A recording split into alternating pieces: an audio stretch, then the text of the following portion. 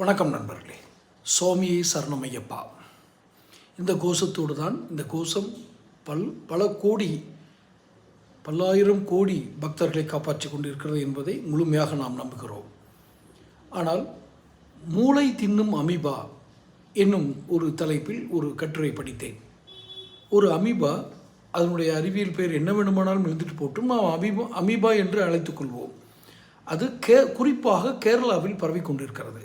ஐயப்பன் கோயில் சபரிமலைக்கு செல்லும் பக்தர்களுக்கு தான் 2 அரசாங்கங்களும் எச்சரிக்கை விடுத்திருக்கிறது. என்ன எச்சரிக்கை? இந்த மூளை தின்னும் அமீபா எங்கு வரும், எங்கு இருக்கிறது, எந்த சூழலில் வளர்கிறது, நாம் எப்படி எச்சரிக்கையாக இருக்க வேண்டும், இது குறித்து விரிவான வீடியோ என்னுடைய சேனலில் போட்டிருக்கேன். இருந்தாலும் இது ஒரு சுருக்கமான இதை சொல்லிடுறேன். அது எங்கே இருக்குன்னு சொல்கிறாங்கன்னா, ஆழம் குறைந்த நீர்நிலைகள், அதாவது ஆறு ஆனால் ஆழம் குறைஞ்சிருக்கும், குறைவான ஆழம், இடுப்பளவோ காலளவு தண்ணியிலே இருக்கிறது. அசுத்தமான நீர், வெதுவெதுப்பான அசுத்தமான நீர், கொஞ்சம் வெதுவெதுப்பு இருக்கணும், அசுத்தமாக இருக்கணும். இந்த சூழல் எங்கே நிலவுது அப்படின்னா, ஏன் குறிப்பாக ஐயப்ப சாமி மாலை போட்டிருக்கவங்களுக்கு சொல்கிறோம் அப்படின்னா, பம்பை நதியில் குளிக்கும்போது நான் குளிச்சிருக்கேன்.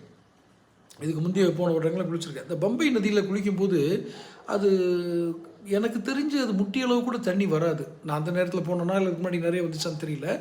முட்டியளவு தண்ணி வரும், சில சமயங்களில் நிறைய வந்திருக்கலாம். இது ஆழம் குறைந்த பகுதியாக இருக்குது. அசுத்தமான வெதுவெதுப்பான நீர்னு சொல்கிறாங்க.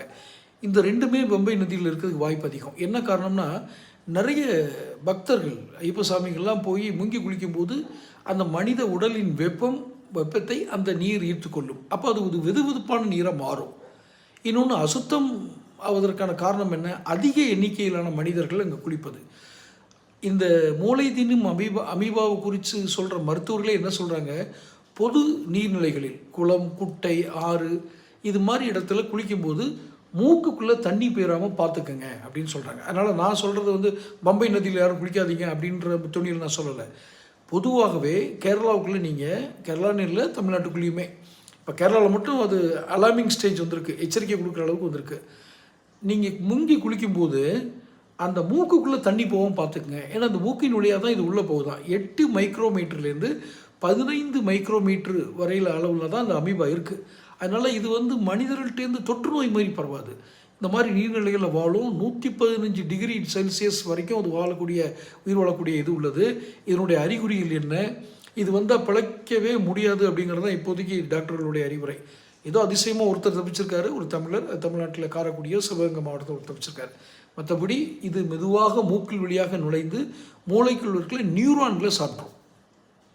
தொடர்ந்து பேசுவோம்.